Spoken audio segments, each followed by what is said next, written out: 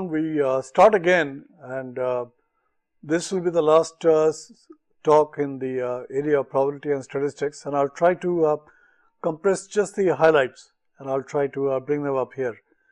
Something you've got to remember, as we see in the slides, is we've been discussing conditional probability, and we've been saying how to get PA given B. And that turns out to be PA times B divided by PB. That turns out to be PA given B. I can actually use this rule which is given by Bayes. Bayes was a priest. This gentleman, he was also a mathematician, and over 100 years ago he came up with this idea of going from P A given B to P B given A, and that's a very simple straightforward application of a little bit of algebra. And let me show you what his formula looks like. Notice here on the left hand side I've got P B given A, which is equal to, by definition of conditional probability, PAB divided by PA. Now I can break up that PAB as PA given B multiplied by PB, and of course, it's just the numerator, and in the denominator I've got the old stuff preserved there. So now on the left hand side I have PB given A, on the right hand side I've got PA given B. So if I know PA given B, and if I know PB and PA, I can compute PB given A. This is a very, very useful relationship.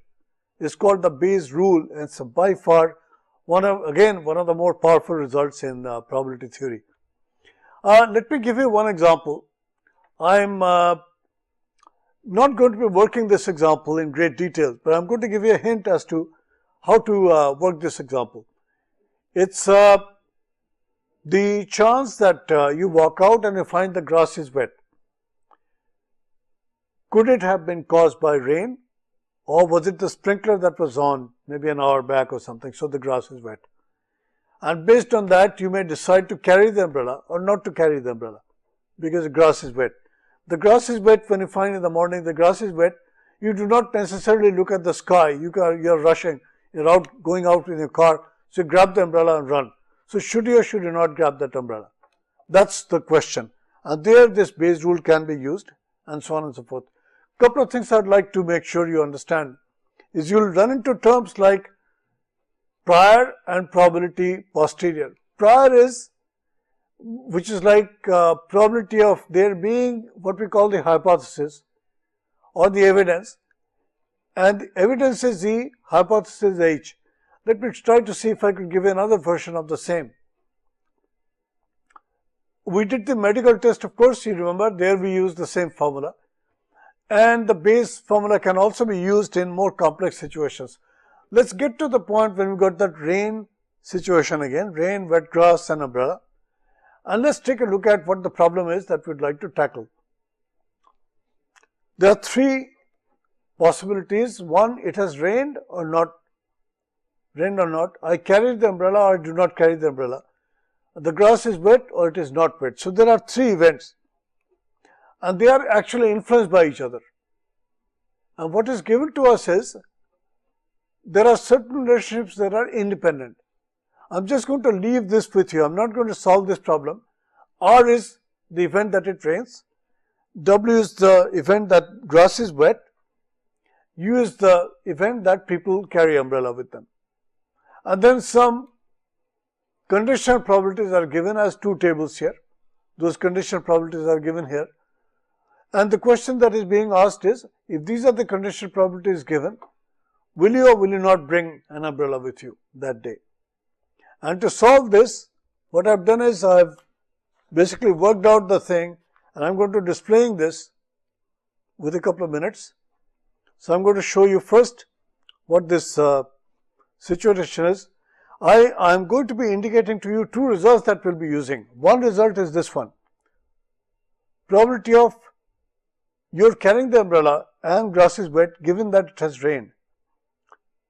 If U and W are independent, this can be verified, of course, we can verify that later on.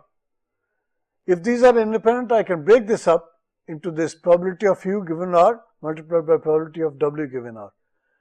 U is the event that I am carrying an umbrella, and W is the event that the grass is wet. If these two are independent, I can write it like this. And I can write the same thing for the non-rain situation. This is the situation with rain, this is the situation without rain. And then again I can write this formula. These are given to you. These are provided to you. So we assume them to be true. Then I am given this conditional probability and also this conditional probability. Will I really carry umbrella that day? So to do this, what I do, I bring my solution and I'll just basically let you have a look at the solution. I've worked out the steps here and I've worked out some of the numericals also. So I've calculated here, for example, P, U, R, U and W given R. That is like you carry the umbrella and the grass is wet, given that there is rain. What is the chance for that? I broke that up and I had these quantities from the table. From the matrix table, I had these two quantities. So I plugged those in and I got my probability there. One is this probability, the other is the other probability. Then of course I also worked out the total probability of there being grass being wet, which could happen because of rain or even because of no rain, because the sprinkler comes on when there is no rain. And that probability also I work out. Therefore, from this I can find out the probability of the grass being dry. That probability I work out. And then of course I try to work out the probability of our interest, which is like probability of carrying umbrella given that the grass is wet. And that turns out to be about 95%. I'm going to leave this with you. I'm not going to solve this problem in detail, but you are supposed to work this through and you're supposed to check out the numbers which are there. And you can let me know if the numbers are not correct. So this is like something that we'd like to be able to do. And this is possible when you have your the Bayes rule in effect. Just doing a quick recap of what we've done so far in the area of probability. Mind you, we've not used real data, so we've not really delved into statistics yet. We've just been playing with probability, various principles of probability. What are some of those principles? First of all, we have this notion of population, which is the total extent of the area of interest in which you've got some interest. It could be the total quantity of production done last year or last month or this week. That is the total population. From that I collect a sample, so I've got the idea of sample. I have that. Then I gave you a brief definition of probability. Then of course I gave you a subjective notion of probability and a more objective notion of probability. The subjective notion comes from belief in probability. The belief that on July 15th it's going to rain in Kharagpur. That's a matter of belief. Frequency distribution, of course, will go back into real data. So you'll look at real meteorological data, and from that it will try to figure out how often on July 15th has it rained in Kharagpur. Then we discussed simple events and we discussed compound events, and we looked at conditional probabilities, and we looked at complementary events. We looked at the additive law, and we looked at the multiplicative law. That also we looked at. We looked at independent events. We looked at mutually exclusive events. These we looked at. Then of course I gave you some hint of how data is measured, and this is what we'll be getting into a little bit, not a great deal, but we'll be getting into a little bit into this measure of central tendency and the measure of dispersion. That's what we'll be doing there. There are various types of probabilities, as I indicated, they are available. The moment you start talking about distribution, you're talking about data. You're talking about, if I collect a large volume of data, large amount of data, what kind of distributions will I end up with? That is something that we got to keep in mind, and that will be using when I go into higher level of theory. For example, there is a certain thing called the hypergeometric distribution. Let me give you an idea of that. I have a jar, and I'm going to be drawing it here. I have a jar, and the jar contains some red balls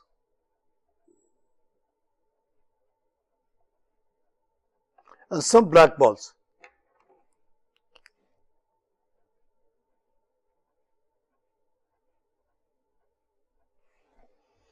Let's say this jar is our total production. The red ones are the defective items and the black ones are the okay items. Now, this being too large, this quantity being too large, I'm not able to really sample everything. I'm not really being able to test everything. So what I do is, I pull out a sample, and the sample comes out. In here, before I took the sample out, there were there were R red balls and B black balls inside, and R plus B, this is equal to N. That's the total number of balls in the system there. And when I bring out a sample, the sample comes out of this. I have a sample of size N. It has got in that case B black balls and R red balls. That's in the sample. The sample is just a part of it. So just that is the sample. That is what I pulled out. What I'd like to work out is what is the probability of there being B black balls in a sample of N. So the question that I'm asking is the following: probability of there being B black balls in N balls pulled out of the thing. This is the probability that I would like to write down. And let me show you how this probability can be written down. It's not very difficult. Look at the situation. I have a total of R plus B balls, which is like a total of N balls. And out of N balls, I picked little n balls. So really, in terms of combination, these are the different ways I could pick n balls out of big N balls. That is the count of total number of ways by which I could pull out n little n balls out of the total jar. The jar consists of n big balls. Now, the black balls would have come out, black balls in the sample would have come out of these black balls. So I have here B and B. And the red balls would have come out now of the remaining balls, which is N minus B. So I'm going to put N minus B in red color. N minus B. That many red balls are now, that is equal to R actually. This is equal to N minus B. That's what I've got there. And then how many red balls are there now? They are little n minus B. This is the formula that tells you what is the chance of my finding exactly little b black balls in n balls picked in as a sample out of this thing. This distribution is very important in quality assurance when you are sampling from a finite jar, finite population. It could be a basket, it could be a box, it could be a certain number of items that have been placed on your table and you are sampling a few out of them. And this particular distribution has a name. It is called the hypergeometric distribution.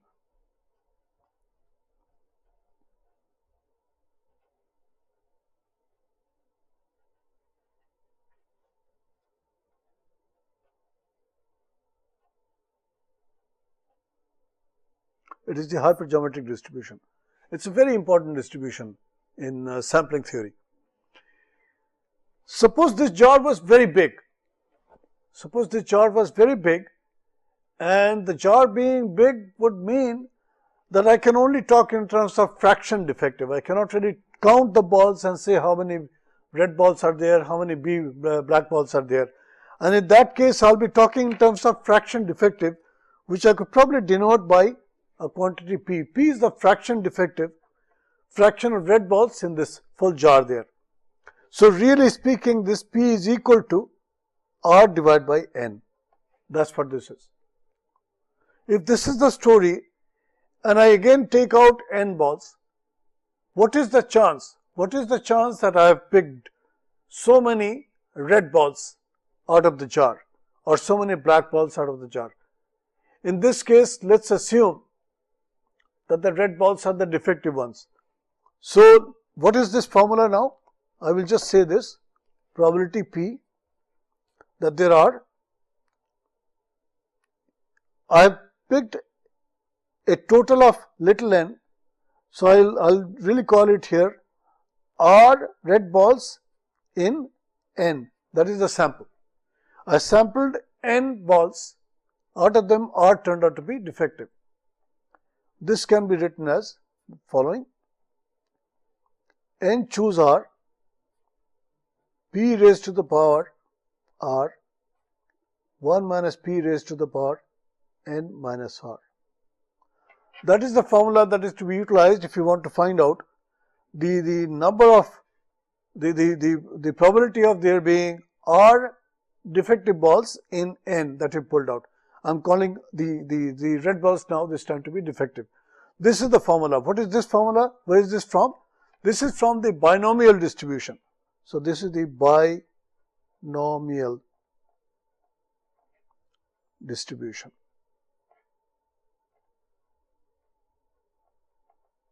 This is also a very important distribution like the hypergeometric distribution in probability theory. What is the difference between these two? This applies when your sample size is, when your jar is of finite size. It can all be put on the table, for example. And this formula applies, the binomial formula applies when production quantity is very, very large. And this is generally true when you've got a full truck and you're sampling a few items. So, when you look at sampling plans are either based on this or they are based on this. Most of the sampling plans that are used in industry, they are based on the binomial formula. They are based on this.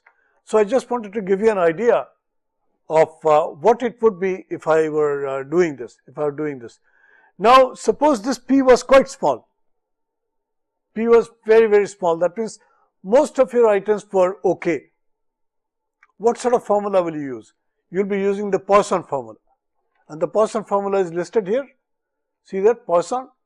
This again I am going to show you in a little place, in a little while I am going to show you where did the formula come from. So, let us move on to that.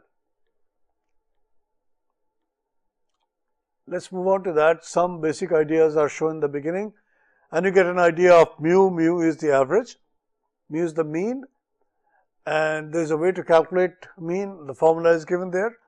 And there is a way to calculate mean when the situation is discrete, that also is given there. And here is a situation, let me show you what is happening here. This is fishing of a particular type of fish, fishing for a particular type of fish in California, and the fishing season starts in summer, toward the end of summer, like July. And then as people start fishing, what you find is this is the length of the fish caught. This side is the length of the fish caught. So, if you are more on this side, you have caught large fish. If you are more on this side, you have caught small fish. So, probably when the fish are spawning, most of the fish are small, many are small, they slowly grow and they grow to larger size. And because there are many people who are excited fishing, they go and catch a lot of fish. This is the distribution of fish caught in July. This is like after about mid-July, it's sort of like this, then later on in some more time it moves up like this, then it moves up like this, September it's like this, October it's like this, and about November the distribution of the length of the fish, which is like the length between the tail and the head, that moves up to this side. So, what is happening here? I am seeing a shift in the population of the fish that is there. The distribution itself is shifting. There are a couple of things shifting here. One, notice that the mean is shifting. This is a very important thing to notice. The mean length is shifting, and certainly the max is shifting, the min is shifting, but certainly the central tendency of the distribution of the fish caught, that is moving up. And also the variance is changing. Here the variance was wide, so you had a lot of dispersion in this area, and here it has become tight. So, actually you have more fish, more or less of the mean size, not many that are really small, not many that are really big. Around here you had that issue. You had that issue there, but they all seem to grow up into adults and they are like this. This is like, it just gives you an idea, of the higher likelihood of catching a big fish as time goes on. If you go and fish in November, you are more likely to catch a big fish. And if you fish in July, you are more likely to catch a small fish. And this has happened because of the shift in the distribution. And of course, growth and the amount of fishing that is going on and so on, all those things would influence this. Let's take a look at some of the measures now. Clearly, the expectation, which is the average of the average size of the random variable, that turns out to be x times PR. In the discrete case and the continuous case, it turns out to be this formula, and I am pretty sure you are familiar with this. if I have two variables x1 and x2, and if I want to look at the sum of those random variables, if I want to look at their average value or their expected value, that turns out to be ex1 plus ex2, nothing very fancy. And of course, you can have many different examples and so on, and all you have to do in this case is you have to figure out these px and py. If you have the px and py known to you, px1, px2 and so on, you can easily calculate the expected value of any of this thing, any of these things. Then there is this measure called variance, and of course I have plotted here this sample variance. Sample variance has a degree of freedom which is like less than the total number of items there, is less by 1, because I have used the data once already. I have calculated x bar, only then I can calculate this variance. When I am calculating sample variance, I lose 1 degree of freedom. So this guy, it turns out to have 1 less degree of freedom as compared to the original number of data points there. And you see the formula for standard deviation of which is just the square root of what we had before. That's what we have here. Then there is a very important quantity called the range. Range is actually a very important quantity. Range also gives you an idea of the dispersion of the data. And range is actually a very simple value to calculate as opposed to this formula here. This is a gigantic formula. It takes a lot of effort to do it unless you're using Excel. If you're using range, all you have to do is look at the largest number in your sample and look at the smallest number in your sample. The difference between those two turns out to be the range of the data values there. And of course, again, I've got the formula for the average there, that can be found. And there's some example there where again you can see this is rho is really the density here, and the density is of two different groups. Those are plotted here and they give you an idea of the standard deviation. So that's also shown here. That's also something that is shown here. It turns out variance is a very good indication of the spread of the data, of the dispersion of the data, and so is range. These are all very, very important.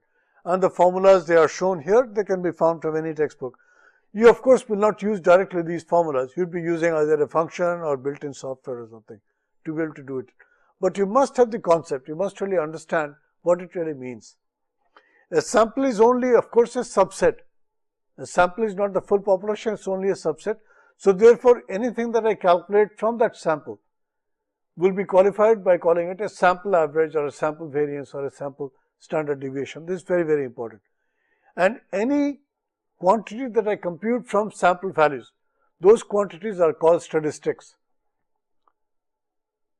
And there is another measure of variation that is called the coefficient of variation, which is just basically the division of sigma divided by mu. That turns out to be the coefficient of variation. And my old professor Jim Templeton, he used to say cats have low CV and dogs have high CV. The reason is this: when you work out this ratio for dogs, dogs actually come in widely varying sizes, from little teeny weeny ones that you can carry in your pocket to the big guys. Dogs come in all sizes, therefore dogs sigma is quite a bit high. When you divide that by this, the coefficient of variation for dogs turns out to be high. Cats, on the other hand, they all come more or less of the same size. All cats are about this size. So their standard deviation also is quite small, and their CV then turns out to be also low. So cats have low CV and dogs have large CV, coefficient of variation. Sampling distributions, any data that you calculate using samples, those would be called sample distributions. Let me give you an example. See, remember we sampled from the diagram here. I sampled out of a jar. The jar was of a finer size, and in this case, I turned out to get this converted into hypergeometric distribution. This probability formula here is based on the hypergeometric distribution. If the jar becomes really large, then of course I have the binomial distribution. So this is also another sampling distribution. This is a sampling distribution which describes the property of the sample, and the binomial distribution also describes the property of a sample. So this also turns out to be a sampling distribution. And this is what we have on the screen here. I have various types of sampling distributions. I'll give you some example. It turns out that there is a theorem called the central limit theorem. It's a very, very powerful and a very useful theorem. What it says is, if you calculate the sum of, it does not matter what kind of random variables, if you calculate their sum, that sum will approach a normal distribution. The sample average or the sum, both of them, they will approach the normal distribution. This is a very useful result. The reason is this: I have many tables available for normal distribution. I've got all kinds of calculations done already by experts who came before us. They've given us tables for the normal distribution. And what this theorem is saying, what central limit theorem is saying is, if you take sums or if you take averages of sample data, the average or the sum, they will approach the normal distribution. And then you can use the normal distribution theory to do any calculation that you want to do. So it's a very, very useful result. If you have Z, now remember Z has been adjusted. X1, X2, X3, they had normal distribution, and Z had the mean subtracted from it divided by the standard deviation. Subtracting the mean shifts the mean to 0, shift the mean. So it turns out that the mean of the quantity Z will have a 0 mean. The mean of this will be 0, and the standard deviation of Z is going to be 1 by the scaling that I have done. If I take these quantities, if I take many of them, if I square them, if I square Z1, so I've got Z1 square plus Z2 square and so on, up to Zn square. I've got n items in the sample. I convert all of those x1, x2 values into Z values. Then I square them, and if I add them, I construct a new summary of the sample statistic. This summary is called the chi-square random variable. Chi-square is also a very, very useful property, very, very useful distribution. And this is utilized many times when I want to check, for example, the nature of the distribution. Nature of the distribution. Is it normal? Is it exponential? Is it binomial? To be able to do that test, I must use some sort of summary that I prepared from the data. That summary, generally speaking, should be in the form of a chi-square random variable. So you've got this chi-square test, which really tests, given a particular set of data, does it conform to the Poisson distribution, or to the normal distribution, or to the uniform distribution? Whatever it is, I can check that out by doing the chi-square test. And it turns out the chi-square distribution also is found when I've got this quantity. And these are utilized whenever I'm trying to test. For example, you'll find out later on that the sample average x bar has a distribution that is normally distributed. It turns out this sample variance S square, that has a distribution that is very closely tied to the chi-square distribution. And these are useful when I'm trying to estimate the data, estimate the parameters, either sigma square or mu. I'm trying to estimate them, and I'm using data that is given to me. In one case, I can use normal distribution to guide my calculations. In the other case, I can use the chi-square distribution when it comes to the putting some limits on variance, putting some estimates on variance. Then I can use the chi-square distribution. It's useful there. So it turns out in that case, if I calculate the sample variance, it will have this distribution. It will have this distribution.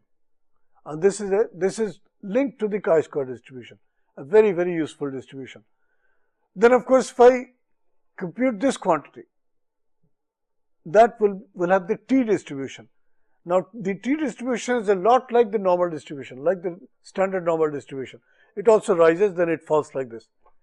But it's got slightly different shape. It's slightly flat as compared to the standard normal distribution. The t distribution is useful in many different ways. If I did this little transformation of my raw data, let's say my raw data was y, and its mean was mu, and its standard deviation was sigma. And if I converted all the y values into z values like this, these values, these quantities will have a normal distribution. But suppose I did not know sigma. I did not know this sigma. I did not know the population standard deviation. And in place of that, I used S. S is my sample standard deviation. If I use this, then I get a new quantity. This quantity conforms to the t distribution. So there is a difference now. I'm going away from the z distribution or the z distribution to a t distribution. And again, I've got tables for the z distribution I've also got tables for the t distribution. And again, I can do my probability calculations because I know these distributions very well. The t distribution, there is just one difference. The z distribution does not have any degrees of freedom consideration. But the t distribution will require you to figure out how many data points you began with, you started with. And it will ask you for the degrees of freedom because it uses this quantity called S, and S obviously has a degrees of freedom. S will have a degrees of freedom. S has a degrees of freedom of n minus 1, and T will appropriately pick up the same degrees of freedom there. Finding probabilities by counting events, how do I do that? I could do that by doing permutation calculations, which is like this. Permutation is important when you're worried about the sequence. If you're worried about the sequence, like head, tail, and so on, if you're worried about the sequence, red, blue, green, if you're worried about the sequence, then you should be using permutation as your calculation basis. If in the other situation, when you are really worried about counting the number of reds and the number of blues and the number of blacks, all you really care is I want to know how many reds are there, how many blacks are there. You'll be using combination. And the formula changes, the formula becomes the formula that is shown on the thing there. Why are these calculations important, the permutation calculations, so on? Because many times when I'm trying to calculate probabilities, I will be using either a permutation basis or a combination basis to be able to do it. The simplest case, of course, is the uniform distribution, in which case I have a discrete random variable which can take values from 1 to n, and because it's uniform, the probabilities are the same for finding the values either 1 or 2 or 3 or whatever it is, and the probability of finding any one digit to be the realization or the actual number is 1 over n. That is the uniform distribution. You could also have a continuous version of the same distribution, in which case you'll have the value of f remaining the same going from one to the other end. Frequency distribution, these can be plotted very easily, these can be calculated very easily. If I have frequency data given to me, and which in some cases is quite possible, I can construct a histogram, and in some cases I would like to work out the probabilities. And for that I really have to divide the total number of frequencies, total frequencies by these individual frequencies, and I'll end up with a frequency for this, a probability for this, a probability for this, and so on and so forth. That is the likelihood of finding my random variable in this range or this range or this range and so on. That I could do just by dividing each quantity by the appropriate count of the total count of the thing. That could be done. It's something fairly simple and easy to do. It won't be that difficult. And similarly, I can work out the cumulative frequency also. This you look up, if you look up any textbook on statistics or probability, they'll give you these ideas. The Bernoulli distribution turns out to be the coin tossing situation. Remember, we tossed a coin. The distribution of coin toss, or the outcomes of the coin toss, the distribution of that comes out by the Bernoulli distribution. In the case of the Bernoulli distribution, we call the chance of success to be p. In coin toss, the value of p turns out to be approximately 0.5. That's the only difference. So coin toss is certainly not a very general situation. It's a very specific situation when my coin is balanced, and when I flip it randomly, and when I see the data, when I see the outcome of it, the outcome turns out to be precisely either head or tail, and there is nothing in between, and the chance of either finding a head or finding a tail, that turns out to be 0.5 in each case. In the Bernoulli case, of course, I have the chance of a success to be p, and I define the random variable to be having value 1 with probability p and value 0 with probability p, probability 1 minus p. 1 minus p is sometimes also written as q. So I have a chance of p or chance of q. The probability of finding either 0 or 1, that is given by this little formula, and this formula comes from the Bernoulli distribution. And the expected value for the Bernoulli random variable, which can only have a value of 1 or 0, that turns out to be p, and the variance turns out to be p times 1 minus p, or p times q. The binomial distribution is an extension of the Bernoulli distribution. What we are doing there is, we are tossing the coin not only once, but we are tossing it n number of times, and we are counting the number of heads So if you look at the Bernoulli distribution, I am actually writing down the probability of finding k successes in n trials. So I toss the coin n number of times and I count the number of heads. This distribution, the number of finding the number of heads, if that is equal to k, and if I have tossed n times, then the probability of that, probability of finding k heads in n trials, that will be given by this formula. Pk is n choose k, p raised to r k and 1 minus p raised to r n minus k. This is the chance of my finding tails, and this is the chance of my finding k heads. And this is the different ways I can construct k different heads out of n. The first k could be heads or any one of them counting to the total of there being k heads in n trials. That also could be a count of k then, or k could be just the last k pieces, last k tosses, those also could be k. So there are various ways I could generate k successes or k heads in n trials. That is why I've got this combination. I've got this combination part here. This term actually takes care of those possibilities there. And the binomial formula, again I am giving you the same binomial formula here again. This gives you more clearly what that formula is for finding a head. And notice something here, something is very important and very interesting. Under certain conditions, can you think of what this shape is now resembling? I started with some shape and I started going to higher and higher values. Look at the shape of the distribution. What does this remind you of? Well, it reminds me of the normal distribution. It turns out in some cases, the normal distribution turns out to be a pretty decent approximation for the binomial distribution. So if you get tired of calculating all the probabilities for finding head and tail and so on, using the binomial formula, just use the approximate normal formula. You'll use the same mean, which is like NP, and you'll use the same variance sigma square. In this case, it will be equal to NPQ, and then end up with the same, pretty well the same probabilities that you will calculate by calculating the binomial probability quantity, which is like probability of finding k successes in n trials. You could work that out using the normal distribution also. Then there is this distribution called the Poisson distribution, which is also very useful in statistics. How do we use this? It turns out if we take that quantity p, remember the quantity p that we had in the binomial distribution? Suppose this quantity p became smaller and smaller, which is like if p is the fraction of items defective in a lot, and if this p becomes smaller and smaller, quality is obviously improving. And then suppose I want to set up a system whereby I'll be controlling quality by monitoring the number of defectives found in a sample of size n that I collect. In that case, I need not really use even the binomial distribution. I can use the Poisson distribution, which has got a simpler formula, and in many books you'll find this actually given as a table to you. The difference between the use of the Poisson distribution and the binomial distribution is this. In the binomial case, you need the size of the sample, n. In using the Poisson formula, you don't need that. So you can get very close to what we had before. You can get more or less the same numbers in terms of probability estimates using the Poisson distribution. Take a look at the Poisson distribution when it comes to shape of the distribution.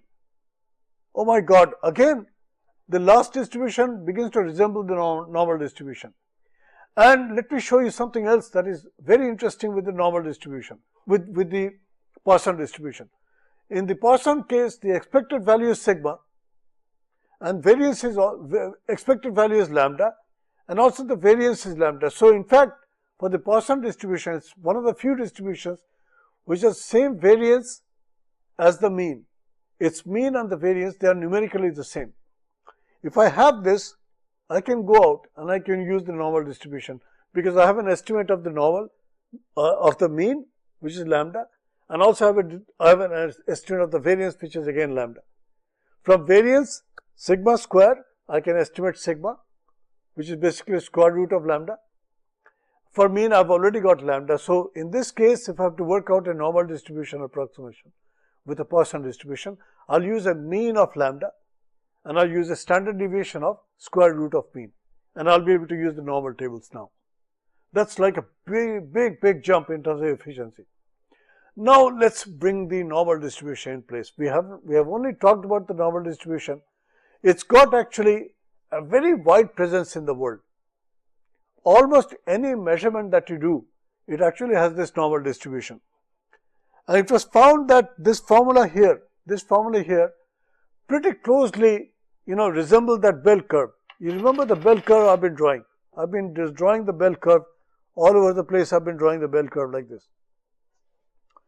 This shape and the formula that I show here, this formula actually describes this shape. This shape is described that F formula that I showed you in on slide 119. Slide 119. So if you look at slide 119, that slide shows you the formula, and F is the same as F has this shape. When this was found, it was found that I could really work out the mean of this. Mean is mu, and sigma is here. These two are the typical parameters of a normal distribution, which is designated by this mu sigma square. This is basically a shorthand notation of a normal distribution, which is like this. So if this is the distribution of a random variable x, I will denote it like this. X has this distribution, which is normal, which is like this. The normal distribution has some very decent properties, and I might be able to tell you a few of them.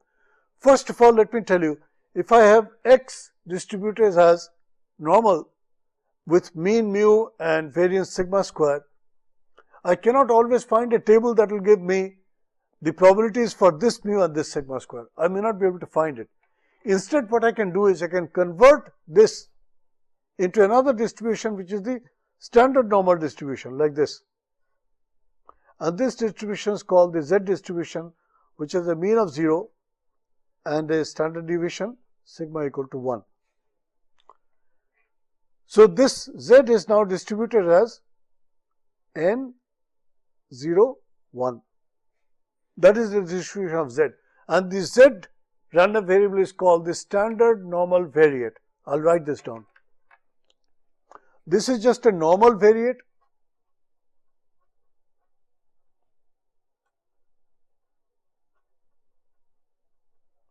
And this guy is the standard normal variate.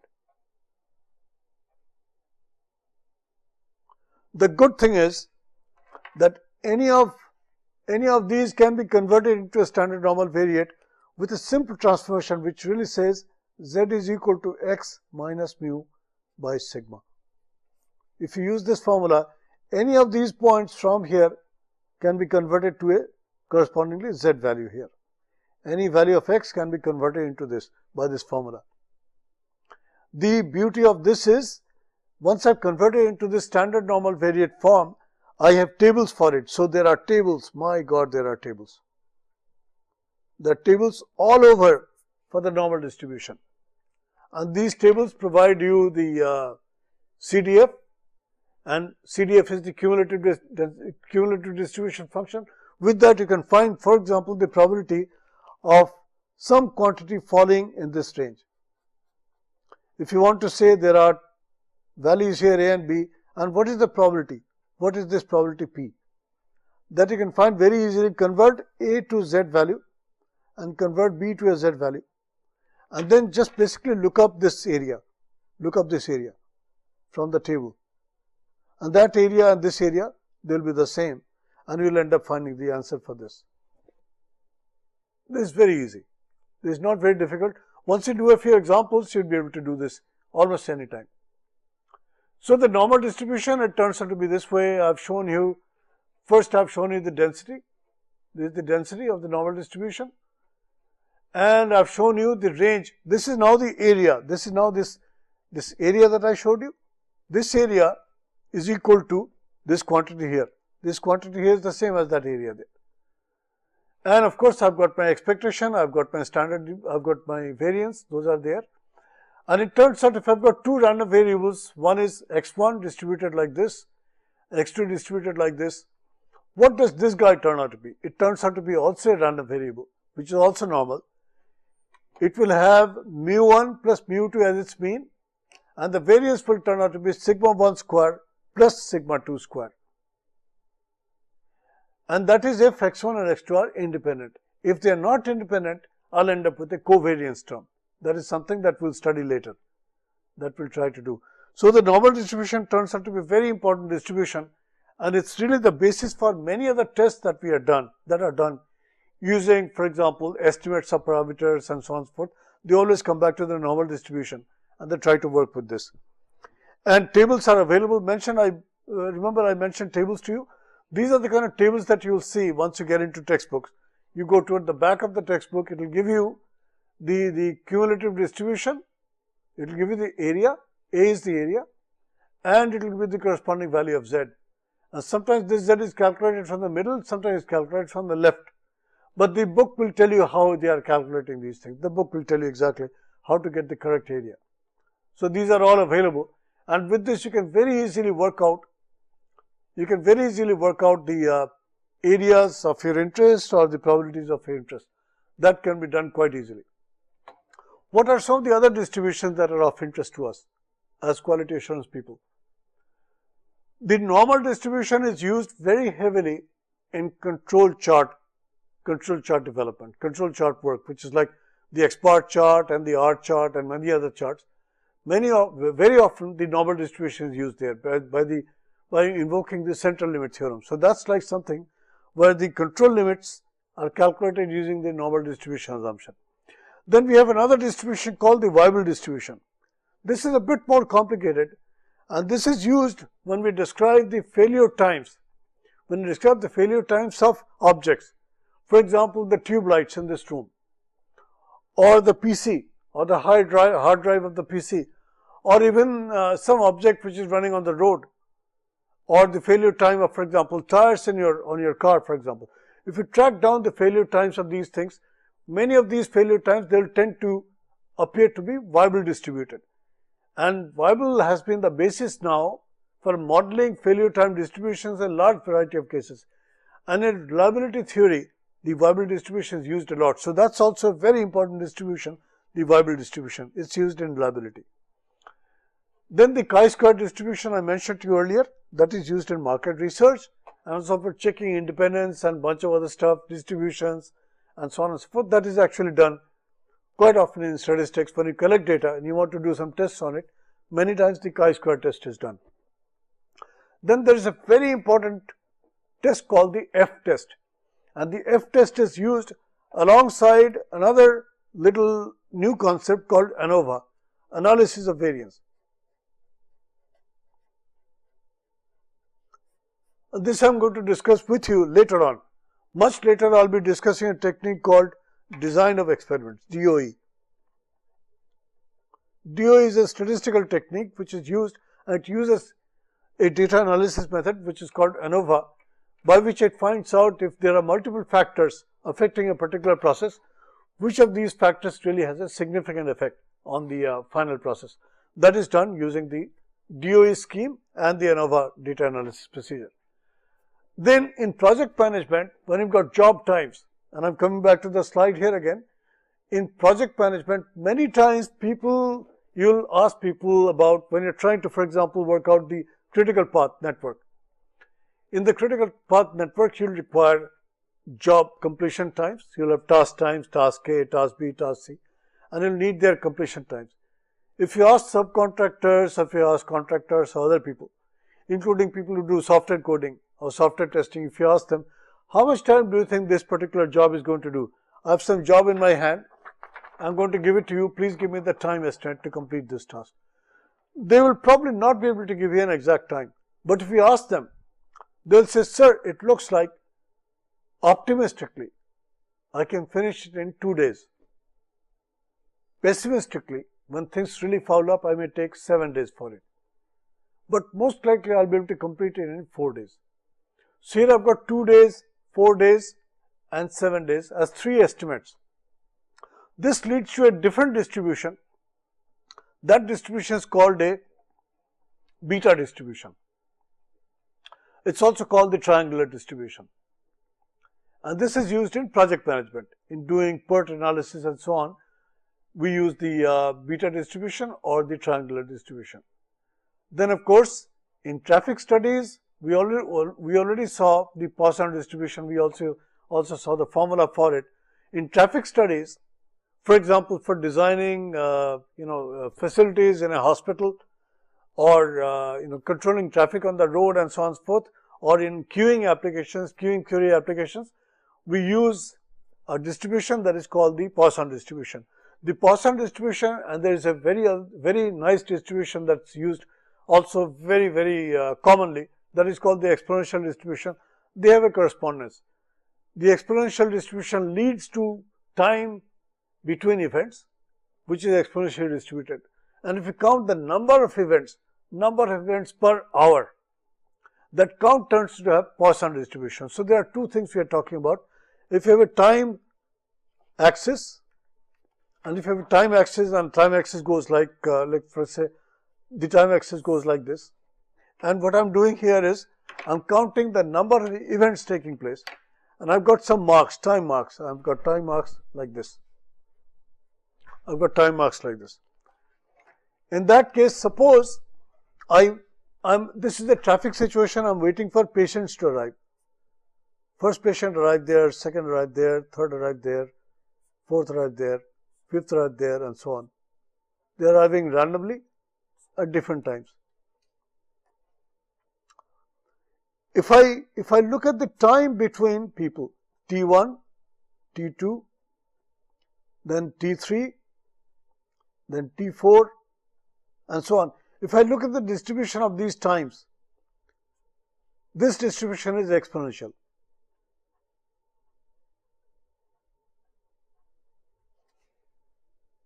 On the other hand, if I count the number of events taking place, first event, second event, third event, fourth event, then here again 1, 2, 3. So here I had 4 events, here I had 3 events, and so on. This also is a random variable, and these will have a Poisson distribution.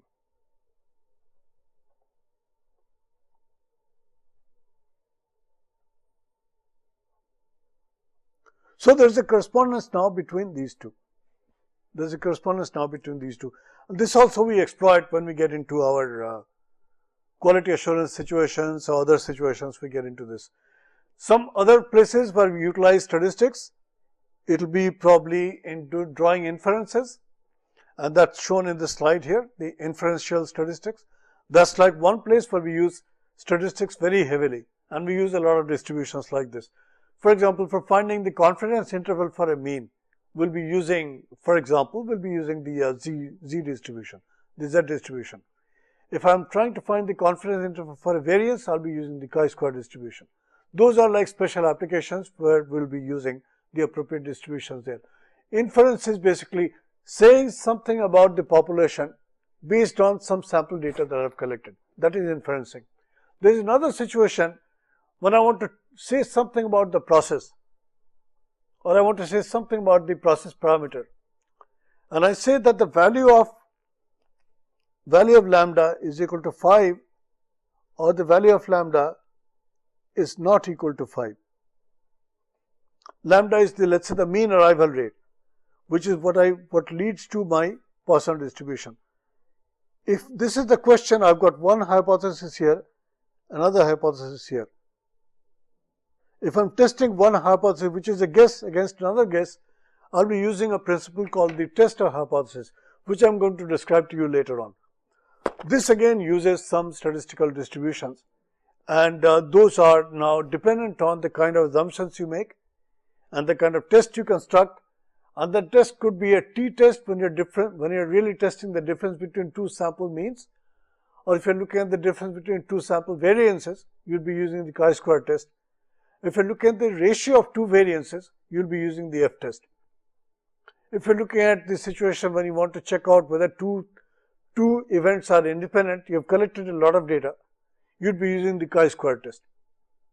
That's the kind of test we'll be using. And whenever you're doing a test like this, there is the possibility of committing an error. There could be when the hypothesis is actually true, but you reject it. You say no, it is false.